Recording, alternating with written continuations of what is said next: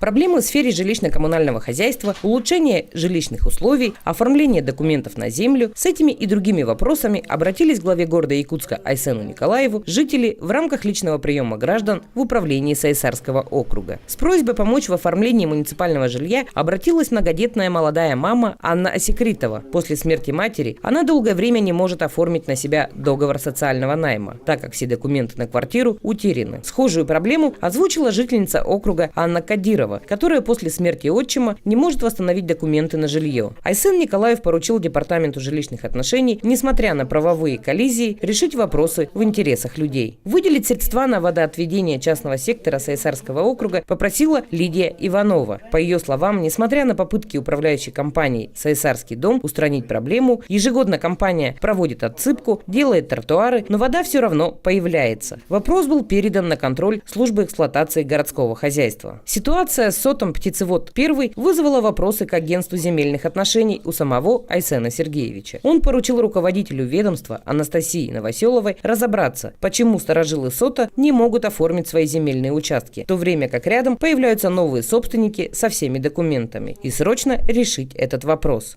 Давно наболевшую проблему аварийных домов озвучили жители микрорайона Борисовка-3. Власти города пояснили, что занимаются решением этого вопроса. В ближайшие 2-3 года аварийные дома в Борисовке будут расселены. По всем поступившим обращениям глава города дал соответствующие поручения структурным подразделениям окружной администрации. Контроль за их исполнением он традиционно оставил за собой.